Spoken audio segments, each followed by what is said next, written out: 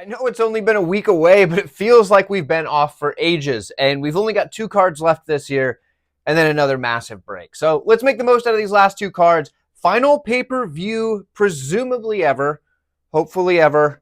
That'll be fantastic. We got UFC 323. I'm looking forward to getting away from the ESPN Plus pay-per-view nonsense. We could just finally pay one fee and be done with it. No more $85 a month or whatever for the pay-per-views.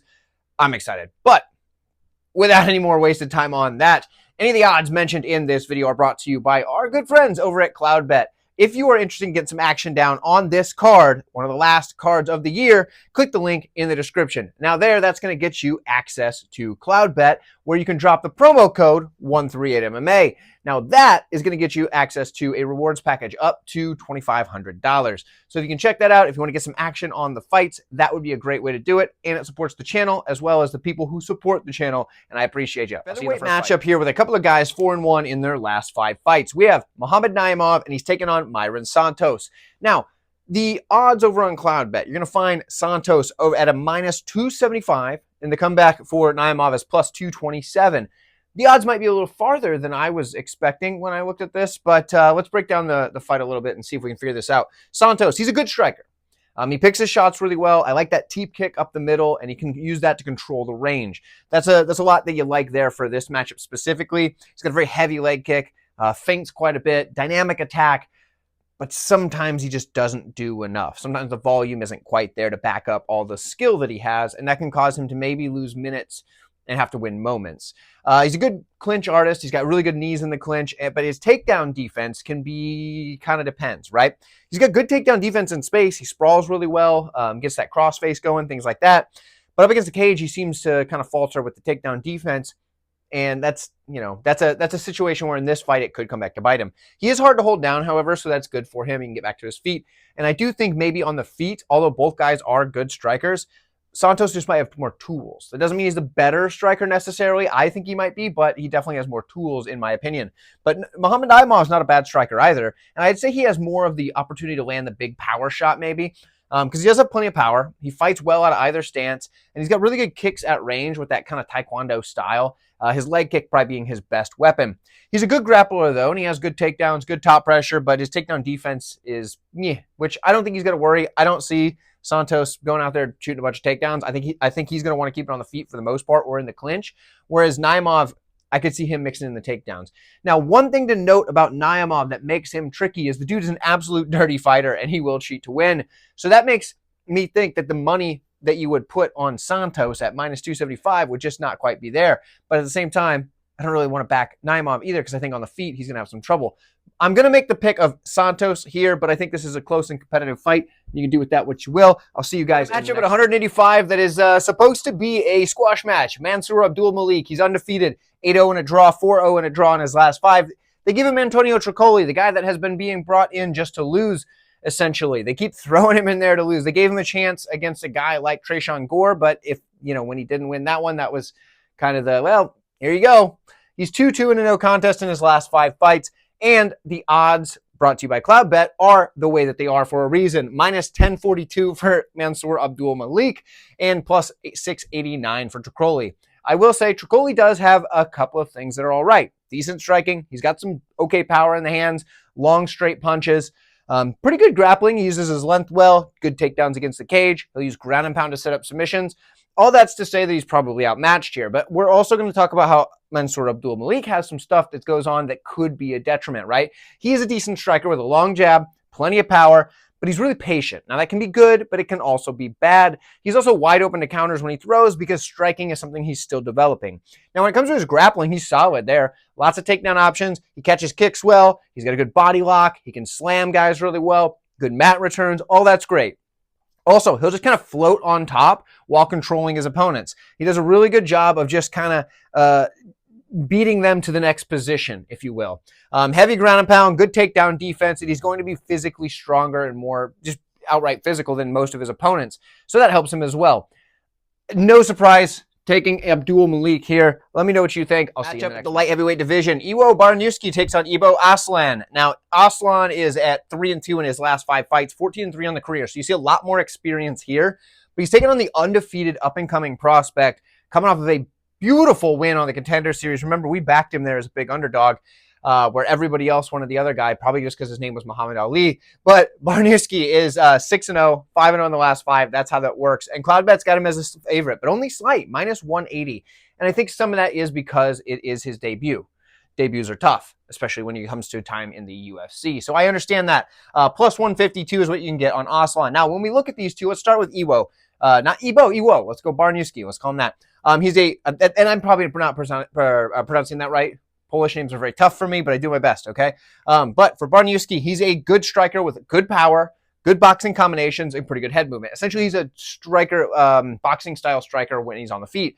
When it comes to his grappling, dude's got solid upper body and lower body takedowns.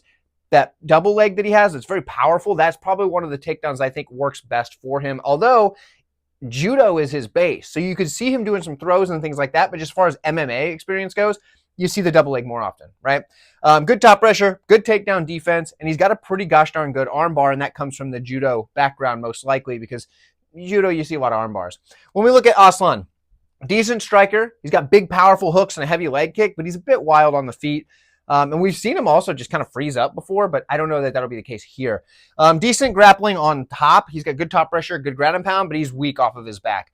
Guys, I think this one's clear. Outside of it being a debut, I don't know really what could go wrong for Baraniewski. So I'm going to take Iwow Baraniewski. I think he gets this one done. I've been a longtime hater of Iwow, though, so there is, or of Iwow, sorry, of Iwow Aslan, though. So Baraniewski it is. Let me know what you think. To be honest, I don't really know what to make of this one. Matchup at 155 pounds, where we have Edson Barboza, 2-3 in his last 5. He's taken on Jalin Turner, rich off of a retirement recently. He's coming back from that now at 1-4 in his last 5 fights.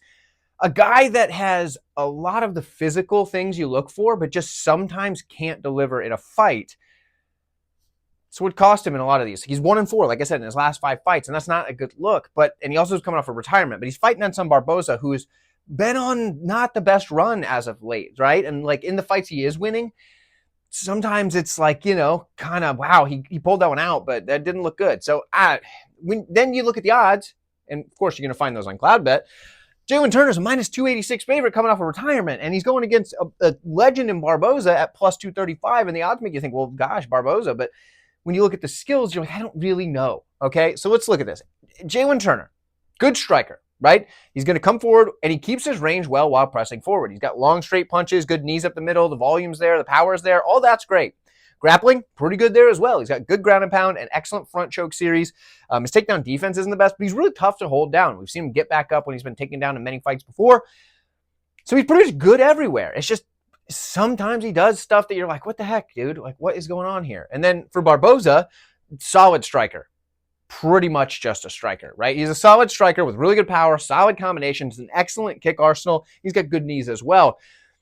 I'm going to say good grappling, mostly because of his takedown defense, and he can stay on top if you do let him get on top of you. But once he's down and flattened out, he will stay there. That is a problem for Barboza. But he does have pretty good takedown defense. I don't imagine Turner comes out here shooting a bunch of takedowns. Maybe he does, but I don't imagine so. And I don't imagine Edson Barboza comes out here shooting a bunch of takedowns, because that would be strange. So I imagine we get a striking match. And I do think Barboza is the better striker, so just like that right there says you should probably take Barboza. But at the same time, I do think he's going to struggle with the range and the power of a guy like Turner. I think this is going to be a fight where Barboza could be winning this fight the whole time and then just kind of get hit.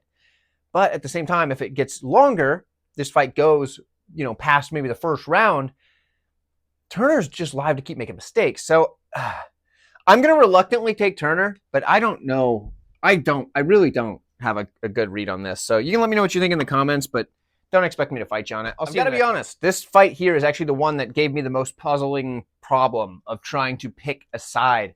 Marvin Vettori takes on Bruno Ferreira in the 185-pound division. Now, the reason that this gave me so much trouble is because when I think of Marvin Vettori, I think of this guy as like a decent ranked contender, right? But he's 1-4 in his last 5, and it just hasn't looked good in a long time. But at the same time, I still think of him this high, and he's losing to guys that are pretty good and losing to guys that I think are in that ranked talk towards the top, right? He's fighting Bruno Ferreira, who's 4-1 in his last 5, a guy that I think is pretty good on the come up, but I haven't yet seen him as like this top 10 kind of guy, and those are usually the type of guys beating Marvin Vettori. But at the same time, Vettori's on a slump. So it's tricky for me. And when we look at skill for skill, Bruno Ferreira is going to have more skill, I would say, and Marvin Vettori's never gotten by on just his skill alone. Bruno Ferreira's got power, he's got good feints, starts in and out of the pocket well, controlling range, fights at either stance. He can grapple pretty well. He's a good grappler overall, nasty ground and pound, good scrambles. He's opportunistic with his submissions. He starts quick. All that stuff's awesome. And then you got Marvin Vettori, who doesn't really do a lot special except for just outwork guys. He's durable as all get out, just zombies forward, can take a punch, keeps on coming forward the whole time and throwing volume. He's going to out-volume most guys. And in the grappling, he's pretty good there. He'll push you up against the cage and just grind on you. He's got decent takedowns. He's got decent top control. He's got pretty decent takedown defense. Got pretty good cardio, really good cardio. He's just going to keep coming. He's like something straight out of a Romero-style Dawn of the Dead movie or something where the dude just keeps on coming. Doesn't matter if you shoot him in the head or what. You got to get that brainstem. If you miss that, you hit him in the cheek, it ain't going to do it. You know what I mean? Marvin Vettori is a tough guy to fight. And the odds kind of make sense. They flip back and forth a lot. And right now, Cloudbet's got -100 on Ferreira and -116 on Vettori. And I think that makes a lot of sense. And it doesn't really make me feel good about either side. I've heard a lot of people say that this is going to be the fight Vettori gets knocked out, Ferreira gets it done. And I don't know that that is true. But what I do think we're going to see is Vettori struggling to do what he normally does and just outwork guys to win, because he's been struggling with that for a while. But I think the optics aren't going to look good for him, and I think that's how he's going to lose this on a decision. I'm going to go with Ferreira getting a decision win over Vettori based on optics, even though Ferreira gets outlanded. I don't feel good about that at all. That's a hard one to call, and I don't like it. But I'm going to watch this one. I'll crack a root beer, and I'll enjoy it. And that's what we're going to do on this pay-per-view. But let me know what you think. A lightweight matchup next between a couple of guys who are undefeated in their last 5. We've got Nazim Sadykhov, who is 4-0 and a draw in his last 5 fights. Ziam is 5-0 in his last 5 fights. So both of these guys have been kind of on the way up. Neither of them has had that signature win yet that really puts them into like that contender conversation. But they're getting there. They're working on it, right? When we look at the odds, it makes a lot of sense. Cloudbet's got +114 for Sadykhov, -134 for Ziam. Now, let's start on the Sadykhov side. What do we think about him? Well, he's a good striker with good combinations, and he strikes best in the pocket. That's where he's most dangerous. He's got good movement. He's got fast hands. He can fight out of either stance, but there are some drawbacks that keep him from being that next level of striker. One is he spins a lot. Now, that could be good and it could be bad, but it also is coupled with the fact that he doesn't have the best striking defense. So that kind of is a bad thing, right? But he is durable. He's tough. He's not going to quit on himself. He's not going to quit on you. He's not going to quit on... He's going to fight, right? And we saw that in his last few fights, especially his last one that was an absolute war for as long as it lasted against Mata. And yeah, he outlasted it, but man, was he getting pieced up for a bit there. And that's because he lacks the defense, but he has all of the offensive skills. And in the pocket, dude can trade and absolutely make anybody get into a war with him. So that's good. That's all the stuff you like. But like I said, the defensive irresponsibilities can be a problem. Now, grappling-wise, he's decent, right? He's got good ground and pound. Takedown defense has been a little suspect. And he does know how to work on the mat. It's not like he's terrible down there, but it's not his specialty, and he'd much rather stand and trade with you. We look at Ziam, much the similar in the grappling, right? Now, he's worked on it some more. He's got decent takedowns, decent takedown defense, but he would rather strike as well, which is what I think we're going to get. I do think he's the cleaner striker. Now, because I think he's the cleaner striker, that doesn't necessarily mean I think he's going to win. Now, let me talk about it. He has good combinations. He puts his punches and kicks together well. He's got good movement. It's a different style than Sadykhov, but still good movement. Very accurate, nice jab, works the knees and elbows, but his output can be very low at times. Not all the time, but a lot of the time. I will say Sadykhov is likely going to be the one putting out a lot more output. So it's going to come down to whether or not I think Ziam can stay safe on the outside, and even though he might be getting outworked as far as volume, landing the better shots and also not getting hit with as much, especially flush. And I do think that happens, right? So I think Ziam's going to edge this one out here, and I do think this one goes late because I think both guys are tough. It probably goes to decision. I'm going to take Ziam to get this one done, continue the winning streak, and do just enough to kind of, I don't want to say outpoint and make it think like it's going to be a boring like jab and run away type of thing.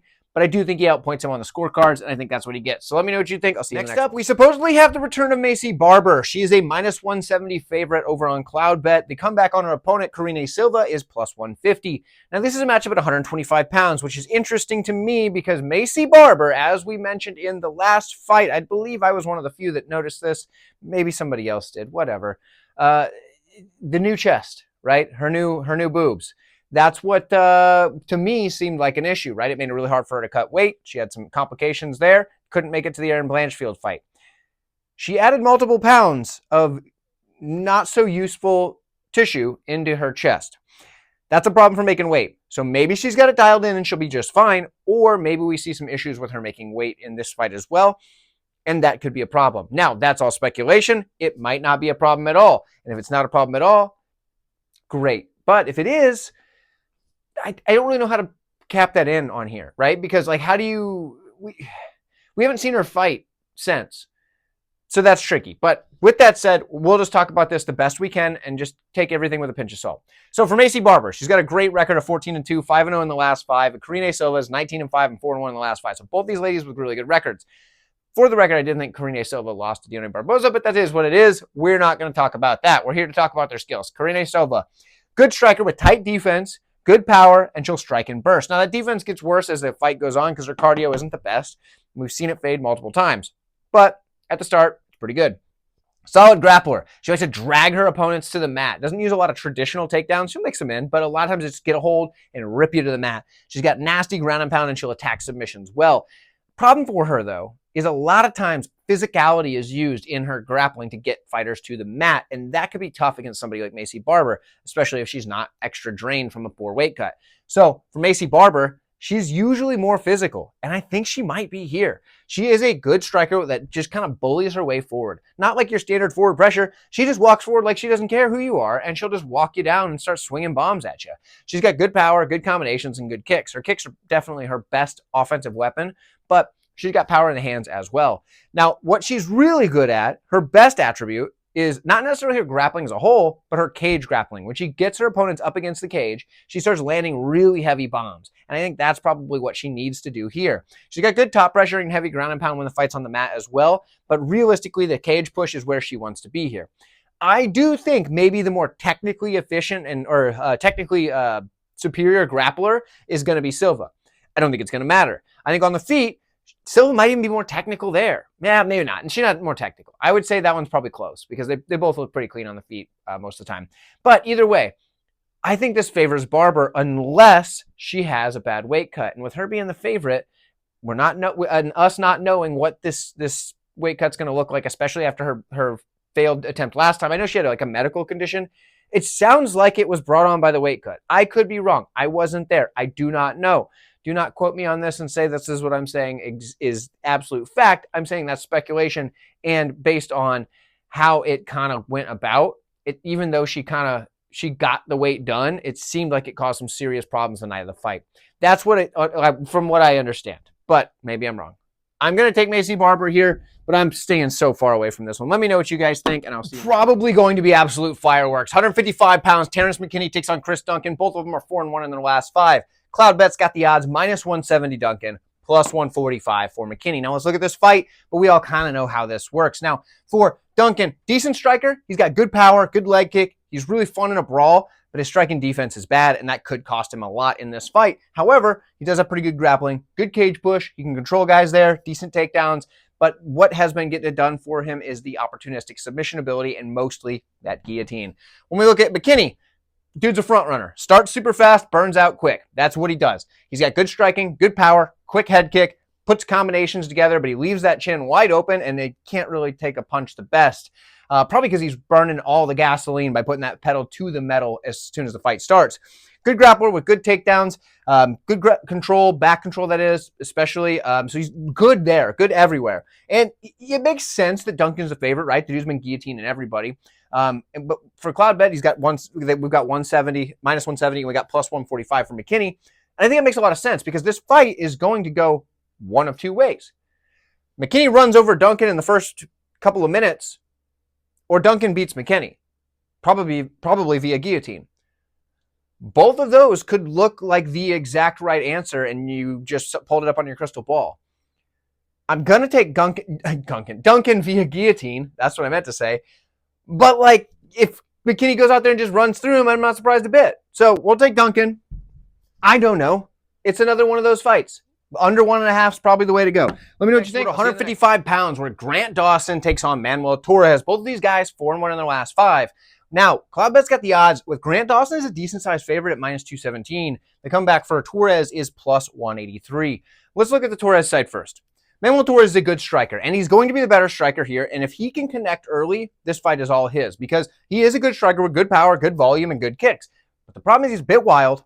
He's lacking in the defensive department, and it's definitely a type of attack where he leaves himself wide open for counters because this guy's going aggressive, trying to take your head off with every single strike. So that's kind of what I see on the striking. But he is the better striker. He's cleaner, faster, more powerful, all that stuff in this matchup. He's got a good clinch as well. His knees and elbows there are absolutely vicious. But his grappling, it's just kind of decent. He's got powerful takedowns. He is active from his back. But yeah, he's going to be outmatched in the grappling. He starts quick, though, and if he lands early, like I said, he wins this fight. Now, on the other side, we got Grant Dawson, who's decent striking. He's got a good leg kick, and his grappling threat will set up the hands every now and then, but he's not a good striker by any means. His skills there are just kind of, he gets them because people are worried about the grappling. But his grappling, he's a strong grappler. He's very good here. Chains the takedowns really well. The volume is there. He knows he needs to get the fight to the mat most of the time. And he's got good scrambles, really good ground and pound. But the thing that's the best is his back takes and his control. Once he gets to your back, you're just staying there. There is nothing you can do. You're stuck there. He's going to be there the rest of the round. That's what's going to happen here. If Manuel Torres does not knock out Grant Dawson early in the first round, once Dawson gets him down, he's staying there the rest of the round. And the amount of effort he's going to have to exert to get himself back into the fight, let's be honest, Grant Dawson's going to wear him out to the point where the power on the punches isn't there, the speed's not there, and Dawson can rinse and repeat, take him down. I think that's what happens pretty often. I think he probably gets a later finish because I think it's going to be one of those things where Torres is just getting outworked on the ground and just controlled and can't fight back and eventually fades as the fight goes. So give me Grant Dawson, get a late finish in this one. I don't know how, but I think he does. Let me know what you think. Jan Blachowicz takes on Bogdan Guskov in the 205-pound division. And the odds are kind of strange to me because Guskov's a plus 110 underdog. Jan's a minus 129 favorite over on Cloudbet. And I think that's odd. We'll figure out more on why I think that's odd here in a minute. But when we look at the 5 on in, maybe that's more puzzling, right? Because 1-3-1 in his last 5 for Blachowicz, 4-1 for Guskov. Guskov, he's a good striker, got good power, good head kick, laser of a cross, that's for sure. But he throws a lot of single shots and doesn't really move his head very much. So he's good offensively, not so much defensively, really, and doesn't really put out a lot of combinations. Grappling-wise, he's decent. He's got a decent body lock, powerful ground and pound, but he's not really a good grappler or anything. But this dude can crack. So if he hits you, you're in trouble, right? On the other side, Jan Blachowicz. He's more of a complete fighter. He's more of a striker, but he's still more of a complete fighter. He's got good power, good leg and body kicks, keeps his defense tight, checks kicks really well, durable, decent grappler as well, decent takedowns, good top pressure. But I think the 1-3-1 in his last 5 is why he's not a bigger favorite, because realistically, skill for skill, he should be a much bigger favorite. And I honestly thought he won a couple of those fights that he supposedly lost. So, or the draw. He definitely won that draw with Ankalaev. I don't care what anybody says. He won 3 rounds to 2. I don't know where a 10-8 came from. There was no 10-8 in that. Anyway, whatever. You can argue it if you want. That's fine. I'm taking Jan Blachowicz here. I think he should win this, and I don't understand why he's such a slight favorite. So we're going Jan Blachowicz. Let me know what you think. Peyton Talbot takes on Henry Cejudo in the 135-pound division. Now, this is interesting because Peyton Talbot, 4-1 in his last 5, and he's, surging as a contender. Came back after that first loss, did a great job. But Henry Cejudo hasn't had a win in a while. He's 2-3 in his last 5, and he's a former 2-division champion, but hasn't looked great. But he's been losing to some of the better competition, and that one against Song Yadong was kind of a weird fight because the whole eye poke thing, it was weird. I don't know. But either way, his recent matchups haven't gone his way. For Talbot, he's been looking good outside of the one loss, and even in that loss, there were some positives to take away. It just didn't go his way that night. Now, that's why the odds are the way they are, but it does seem a little alarming when a former 2-division champion is a big underdog. When we look at the odds brought to you by Cloudbet, Henry Cejudo is a plus 231 underdog to the minus 279 of Peyton Talbot. Now, skill for Peyton Talbot, we're going to talk about striking. He's a solid striker with good forward pressure that he uses to break his opponents. He's going to keep on coming forward, throwing with a lot of volume, pretty darn good power, putting together combinations combinations, and he'll throw these knees in the middle of his combos. So he'll be throwing his punches and then just throw a knee and then continue the combo. Why is that important? Well, because a lot of times wrestlers like to shoot underneath strikes, especially punches. So when you're throwing your punches and a wrestler shoots under, it makes it really hard for you to get the hands down and defend, whether that's to pull them up or shove them down, depending on the takedown defense, whatever you're trying to do. If you're throwing knees in there, it makes you a little bit more nervous to shoot in. You know what I mean? That's why that's important that he does that. Defensively, his striking defense isn't great, but mostly it's because he's just throwing offense, right? Leg kick defense is not very good either, but he's durable. We've never really seen him slow down because he's been getting beat up. He just gets beat up and keeps coming. So for, while he's young and still can take those shots like that, great. Might as well use it, right? Decent grappling. His takedown defense is early on, but it gets better as the fight goes. And then he's really hard to hold down because he works his butt off to get back to his feet. And he can do that because he has really good pace and cardio. The guy just keeps on coming. He's like a Terminator, right? So there's a lot of things to like there. He still has some holes in the game.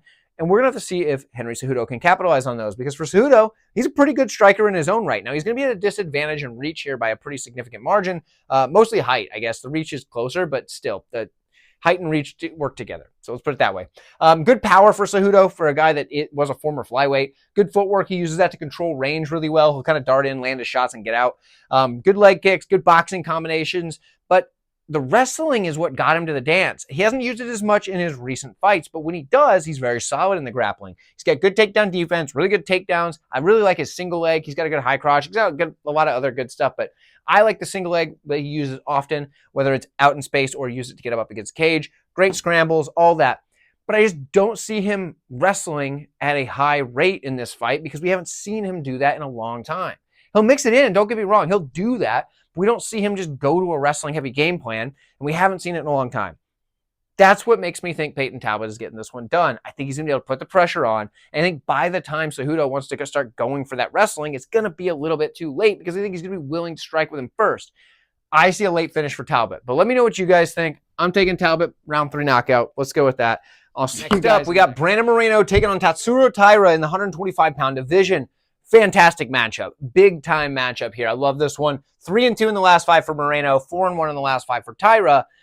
And the odds are close for a good reason. Cloudbet's got Taira as the slight favorite of -129. You got +111 for Moreno.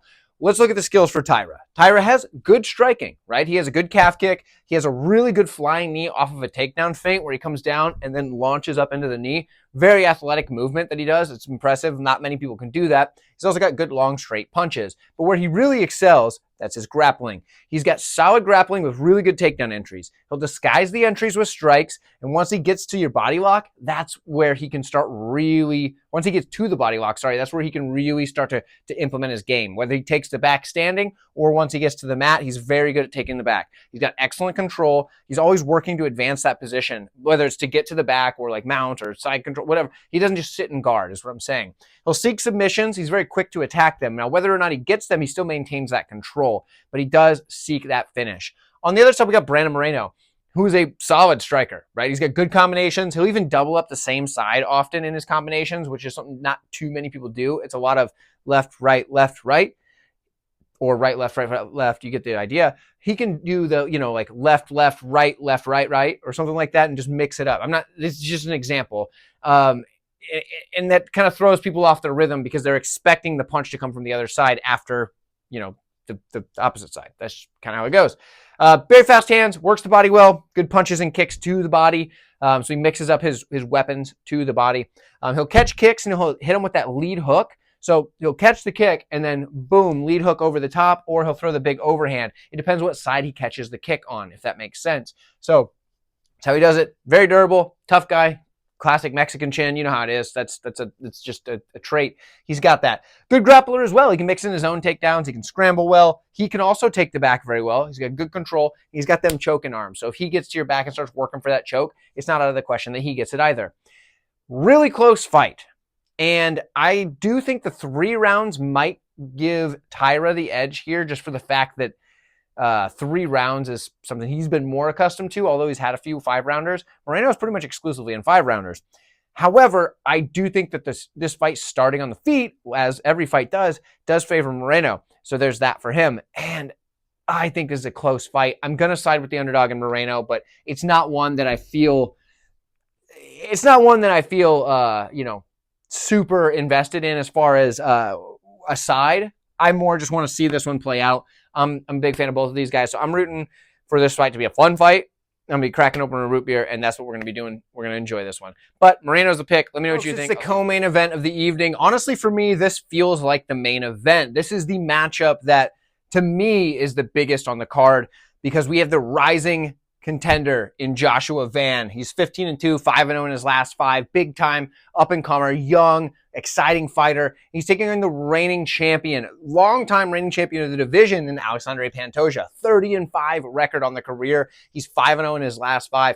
That makes for a big-time main event, but because it's a smaller weight class, guess what? The other one gets the nod, and that's not a bad fight either. We're going to talk about it in a minute, but to me, this is the matchup that really holds it together, in my opinion. Now, the champion is obviously the favorite. On CloudBet, you can get him at -239 for Pantoja. You can get a +200 on Joshua Van. And that's tempting, right? Because it's Joshua Van. The guys look great, and he just came off of a war with Brandon Royval, things like that. Definitely has earned his title shot. When we talk about Joshua Van, guy is a solid striker for sure. He's got good forward pressure, establishes jab early, good leg kick, lots of power, not like one shot and dead you power, but enough power that he sure hurts you, especially as the fight goes on. He's really good with his slip and counter style. Gets just out of the way, counter strikes as he's coming forward. Does a really good job with it. Rips body shots, good volume. His leg kick defense is a little shoddy, but outside of that, he's darn good. And he, like I said, the slip and counter style, a lot of times he's just getting out of the way of punches, or like they're hitting, but they're not hitting flush. That's how he's able to land these shots and just keep on coming and building that volume and picking it up as the fight goes.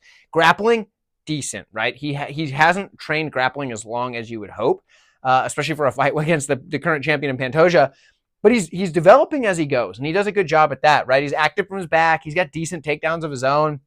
His takedown defense gets really good as the fight goes on when he starts breaking these guys by just walking them down. But if he's going backwards, I don't think he's going to be able to stop the takedowns of a guy like Pantoja. So he's going to need to be the one going forward. And with the cardio that Van has, he should be able to start pushing that forward pressure at any point and not slow down because of it. So hopefully for him, he's able to do that. Now on the Pantoja side, he's a solid striker as well. I would say Van is a better striker, but Pantoja's striking is a little bit different in that it kind of comes also as like a bonus from being such a good grappler, right? So good forward pressure from him. He's got a nasty calf kick, which I think he can use to success against Joshua Van. He works the body both with punches and kicks, straight shots, but he also is very quick from odd angles. Punches coming from here, from whatever. He'll put strikes from different angles than you expect, and he's quick at it. Because a lot of times he's throwing these as a way just to get to your body to grab you for a takedown. Because his grappling is excellent. And when he's going for these takedowns, he'll fight for him. He'll stick to him. Does not matter. And he doesn't really go for a lot of the traditional takedowns. Sometimes he does, but a lot of times he just gets a hold of you and pulls you to the mat. We saw him do it to Kai Kara France, a guy who has really good takedown defense. He's pulled that sucker to the mat and just did what he wanted to do there. So he will get the fight to the mat no matter what he has to do. He's got very good back takes. He's probably the best in the division and one of the best ever, right? Very good control, rear naked choke specialist, absolutely fantastic at it. He's got good ground and pound, good scrambles, good transitions, and we've seen this guy fight through any fatigue. Does not matter how tired he is. Dude just keeps on coming. He fights through it like it's no big deal. Guys, this is a great fight, a great co-main event. But as much as I would love to pick Joshua Van, because I do really like the guy, I'm a big fan of his style, and that's not to say I don't like Pantoja. I really like Pantoja as well. I just think this is a bad matchup for Van at this point. I don't think he's going to put out Pantoja, especially not early enough that he's going to be able to stop enough takedowns. I think Pantoja is going to out-grapple him. I think his grappling is leagues above Joshua Van, and I think he can get it there. On the feet, like I said, if Van can keep it there, he has a real shot, but I just don't see it, not at this point in his career. I've got to take Alexandre Pantoja to get this one done and remain the champion, really trying to make his case for being the best to ever do it at 125 pounds. Let me know what you guys think. I'll see you in the main event of the evening, folks. If you're still watching, do me a solid and hit that like button, or don't, whatever, but that's your reminder if you're one of those people that would do that. We've got the main event. I'm excited for this matchup. Not as much as the co-main, but I will be excited for this matchup. It's Merab Dvalishvili. He takes on Petr Yan in a rematch. Yan is 3-2 in his last 5, but he is on a 3-fight win streak, so there is that. He's taking on the guy who's 5-0 in his last 5, been defending his title like crazy, and that's Merab Dvalishvili. Now, if you look at the CloudBet odds, of course, Merab is going to be the favorite. He's minus 407 to the plus 325 of Jan. Now, I understand you can be like, man, that's a big number on Jan. I get it. But these guys did fight once before, and it was not close. However, that said, there are claims that Jan was injured, and the stats kind of show that. So maybe that is true. But let's talk about their skills, right? I got a lot here. I wish I would have made this in a separate video. I did not. Here we are. Petr Yan, solid striker, good forward pressure, keeps the high guard. That's kind of what you like. He's got that style that he's going to come forward with that high guard and land his combinations, right? He's good at that. Counter striking, he does that really well. He'll do the block and return a lot of times. So he'll block your shot and then come back with one of his own. And he also does the pivot and strike. So he'll pivot off and then throw his strike. That's how he does a lot of his counter striking, right? Fights out of either stance. However, when he is southpaw, he does throw a lot of naked kicks. So you don't want to see him southpaw again in this matchup, because a naked kick is a great way to get that caught and brought to the ground. But he does fight out of either stance pretty well. So durable, but a lot of times with his style, he's standing in front of his opponents. He's not scooting around the outsides and that stuff. He's right in front of you, looking to use his Muay Thai style striking to land his shots, or his boxing combinations, things like that. That's what he's looking for. But that requires you to be right in front of your opponent a lot of the time. So that's tricky when you're fighting a guy like Merab. However, dude's got a solid clinch. So if he can clinch up, he's got good trips, good throws, good knees, real good dirty boxing. He can mess you up really well in the clinch. Grappling, it's all right, right? He can mix in his own takedowns, and he has really good takedown defense. But if you're defending takedowns the whole time, your offense isn't going to be there. And that's what we saw in the first fight. He does start a little bit slow, but he's got 5 rounds to work here, so I don't think that's going to be the issue. He's got a really good killer instinct. If he can hurt Merab, I know he will go in and try to finish him, so that's good. But there are some issues, and Merab presents a lot of problems. His striking is just decent. The grappling threat is what opens up the striking, and he doesn't hit the hardest, but he hits hard enough. You gotta defend it, right? He's got a good spinning back fist, a good leg kick, and he's tough. He's super durable. When you hurt this guy, he bounces right back. When you try to land on this guy, a lot of times it doesn't hurt him at all. So there's that. We've started to see him hurting people now. He wasn't doing that for a while. Now he is. So Merab still seems to be getting better as he's been champion. The grappling, though, is how he gets it done. Well, his insane cardio and extremely high motor is how he gets it done, but the grappling is kind of the vehicle for that. He has relentless takedown volume. He'll chain these takedowns, pick guys up, slam them down. He'll shut down their offense just by shooting takedown after takedown after takedown. And he has to do that because he doesn't have the greatest top control. A lot of times guys will get right back up on him. But if he's just dumping you back on the mat, who cares, right? He'll back you up to the cage and just do that thing where he just knees you in the thigh a bunch. And it's weird because like nobody can seem to defend it. And it's like, I don't have an answer for it. It works for him. All that's to be said that he should be a big favorite, and I'm taking him to win this fight. But like, when you look at just the stuff on paper, it makes you think you should go the other way. But he's going to win with this right here, at least if he wins. I'm not saying he's going to win for sure. He is my pick, but, you know, the sis speaking absolutes. So, Merab Dvalishvili really is my pick. I think he gets this done because of his pace and cardio and just shooting a ton of takedowns. I don't think anybody is going to say that that's not his path to victory. But let me know what you guys think. I appreciate y'all tuning in. Thank you so much. It's going to be a great card. Hopefully the last pay-per-view ever. And we can just watch cards by paying for the one monthly or yearly subscription and not have to deal with that stupid pay-per-view garbage again. Thank you guys. I'll see you down the road.